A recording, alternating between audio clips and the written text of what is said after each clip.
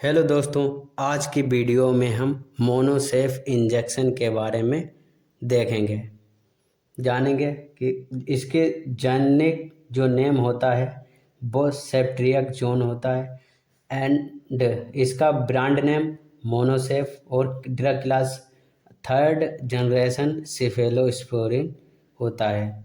इसका root of administration ivy में हम इसको यूज करते हैं एंड आईएम में यूज करते हैं। यूजेस की बात करते हैं तो निमोनिया में हम यूज करते हैं, लो रिस्पिरेटरी ट्रैक इन्फेक्शन, मेनिंजाइटिस में हम यूज करते हैं, यूटीआई में यूज करते हैं, urinary track, serious blood stream infection में यूज करते हैं, skin soft tissue infection and bone and joint infection में यूज करते हैं, इंट्रा एब्डोमिनल इन्फेक्शन में मोनोसेफ को यूज करते हैं, एंड ईएनटी इन्फेक्शन जैसे कि हो गया हमारा ईयर नोज थ्रोट इन्फेक्शन में हम इसको यूज करते हैं, सर्जिकल इन्फेक्शन प्रोफाइलेक्सिस में हम मोनोसेफ को यूज करते हैं, वायरल इन्फेक्शन जैसे कि हमारा common cold and influenza, common cold हो गया, इन्फ्लुएंजा में इसको हम यूज नहीं करते हैं।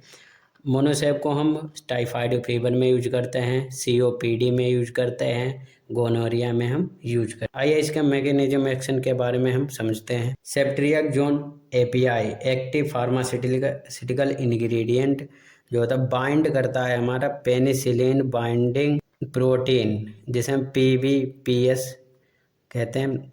ये इनहिबिट करता है पेप्टाइडोग्लाइकोन क्रॉस लिंकिंग को, जिससे हमारी बैक्टीरिया के सेल वाल जो होते हैं वो वीक हो जाती है और बैक्टीरियल सेल लाइसिस हो जाता है, मतलब बैक्टीरियल सेल जो ब्रेक डाउन होने लगती है, जिसके कारण बैक्टीरिया की डेथ हो जाती है। इसका साइड इफेक्ट क्या होता है मोनोसेफ का? Nausea, vomiting, pain, redness, swelling in site of injection, bleeding हो गया, पेनफुल यूरिनेशन हो गया, हार्ट बर्न हो गया एंड चेस्ट पेन हो गया, और एनाफाइलेक्सिस, सीवियर एलर्जी हो गई, हीमोलाइटिक अनेमिया हो गया, हेडेक हो गया एंड स्किन एलर्जी हो गई।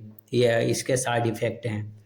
डोज देखते हैं तो एडल्ट में 18 से ज़्यादा एज के लोगों में हम 1 ग्राम ओडी नॉर्मल इन्फेक्शन पे हम देते हैं दिन में 1 बार, और जो सीवियर होता है उसे हम बीडी देते हैं दिन में 2 बार 1 ग्राम इंजेक्शन को। चाइल्ड 1 ईयर से ज़्यादा के बच्चों में हम इसकी रिकमेंडेड डोज कितने 50 से 75 mg पर kg पर डे इसका यूज करते हैं। एग्जाम्पल देखते हैं, 20 किलो का अगर बच्चा है तो उसको हम 20 गुणे 50 हो गया हमारा 1 ग्राम, मतलब 1000 mg पर डे यूज करेंगे। अगर इसे हम बीडी देना चाहते हैं तो 500 mg मतलब 500 mg 1 बार हम देंगे। कॉन्ट्राइंडिकेशन हम देखते हैं इसका, तो हार्ट पेशेंट में हम मोनोसेफ को यूज नहीं करते हैं। हाई बीपी में हम यूज नहीं करते हैं। पेनिसिलिन एलर्जी, अगर पेनिसिलिन से एलर्जी हुई है या सेफेलोस्पोरिन से एलर्जी हुई हो पेशेंट को, तो उसमें हम मोनोसेफ का हम यूज नहीं करते हैं।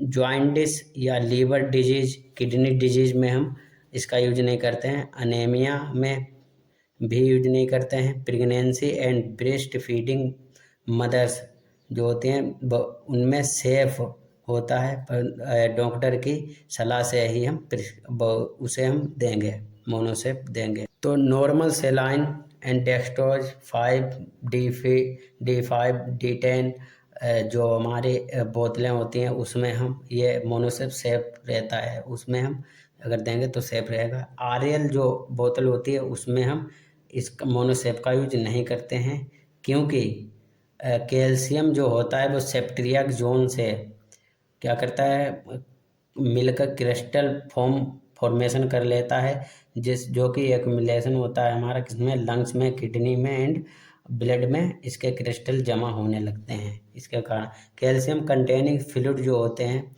जैसे कि हम कैल्शियम ग्लूकोनेट हो गया, कैल्शियम क्लोराइड हो गया, इसमें इसके साथ हम मोनोसेफ का नहीं यूज करते हैं।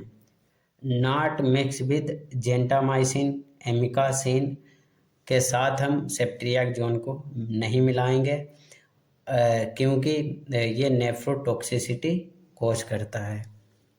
यदि अगर डॉक्टर ने प्रिस्क्राइब किया है जेंटामाइसिन या एमकासिन, तो हम उसे सेफ्ट्रियाक्सोन के 10-15 मिनट बाद हम दे सकते हैं।